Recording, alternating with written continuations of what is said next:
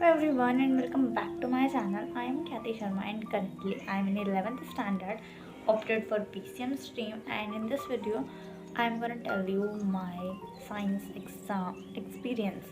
तो मेरा science exam कैसा रहा था एंड लिटरली बच्चों को साइंस के एग्ज़ाम के लिए बहुत ज़्यादा डर लगता है, पैनिक हो जाते हैं एंड ऑल, क्योंकि जब तक हम 10th में होते हैं हमें लगता है कि science is the only subject which is the hardest. Even maths को भी बोलते हैं, मतलब मैथ्स भी होती है, बट फिर भी मैं आपको साइंस के बारे में बताने वाली हूँ इस पर्टिकुलर वीडियो में। आई नो कि इस मोमेंट पे आप लोगों को लग रहा होगा कि हमें कोई ऐसी चीज़ बताए जो हमारे लिए बहुत ज़्यादा बेनिफिशियल हो और हमारे बहुत ज़्यादा काम आए, बिकॉज इस टाइम पे बच्चों को पहली बार बोर्ड्स देने होते हैं, सो वो बहुत ज़्यादा टेंस्ड रहते हैं, स्ट्रेस्ड रहते हैं। एंड यस, तो मैं बताने वाली हूँ अपनी साइंस के मार्क्स भी बताऊँगी एंड देन आपको बताऊँगी कि मैंने क्या स्ट्रेटजीज़ फॉलो करी थी, मैंने क्या पढ़ा था, कैसे पढ़ा था, एंड आप लोग को क्या चीज़ करनी चाहिए। इवन माई मिस्टेक्स बता सकती हूँ आपको जो मैंने करी थी, जो नहीं करनी चाहिए थी।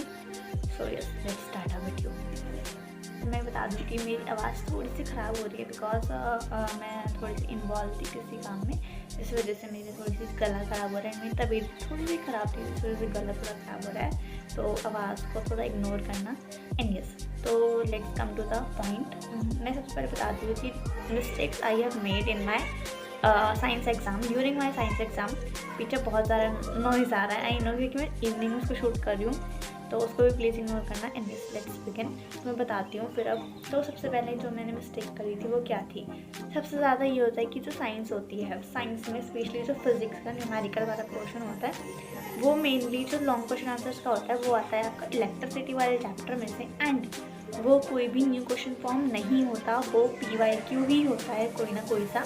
आप कोई सा भी उठा के देख लो, हर साल जो होता है वो न्यू नहीं होते, वो PYQ होते हैं। तो अगर आप जितने ज़्यादा लॉन्ग क्वेश्चन आंसर, स्पेशली चाहे केमिस्ट्री का भी हो चाहे बायो का भी हो, उसके लिए PYQs ही लगते हैं। उसमें कोई भी लॉन्ग क्वेश्चन आंसर में न्यू क्वेश्चन फॉर्म ही नहीं होता।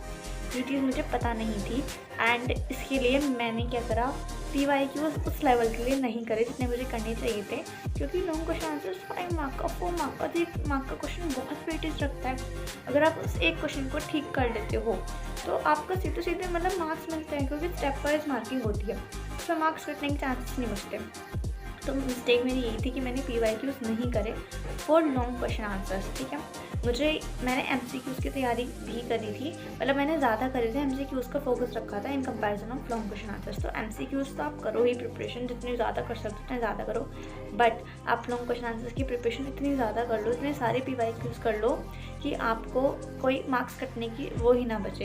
क्योंकि मैंने ये चीज़ मिस्टेक करी थी एंड जब मेरा पेपर आया तो वो PYQs ही थे, एक भी क्वेश्चन उसमें न्यू फॉर्म नहीं था। Even MCQs, short question answer या कुछ भी, उसमें सब कुछ आप ज़्यादा PYQs कर सकते हो उतना ज़्यादा अच्छा है। एंड इवन PYQs तो आप करो, लेकिन PYQs वाला भी टाइम नहीं है जो आपके पास अब टाइम बच रहा है ना, लास्ट 10 days, इसमें आप क्या कर सकते हो, अपने सैम्पल पेपर कर सकते हो। जितने ज़्यादा आप सैम्पल पेपर करोगे, पर न्यू पैटर्न के करना जो अभी रिलीज़ हुए होंगे, इसी वाले पैटर्न के, फिर लास्ट ईयर वाले कर सकते हो, बिकॉज उसमें मिलेंगे आपको कॉम्पिटेंसी वाले क्वेश्चंस जो कि आपके सिलेबस में आएंगे, syllabus in the sense exam में आएंगे। अब पहले क्या था, पहले ऐसे क्वेश्चंस नहीं आते थे, सॉरी, लेकिन अब क्या होता है, ऐसे क्वेश्चंस ही आते हैं कॉम्पिटेंसी वाले, मतलब वही एक्सट्रैक्ट बेस्ड वगैरह वाले आते हैं, तो आप वही करो तो ज़्यादा बेनिफिशियल है। मैंने क्या करा था, मेरे पास रखी थी पुरानी बुक्स, उसमें कॉम्पिटेंसी का एक क्वेश्चन नहीं था, क्योंकि वो थी 16-17 ईयर वाली, और मैंने दिया था 2023 में अपना एग्ज़ाम, 23-24 वाले में।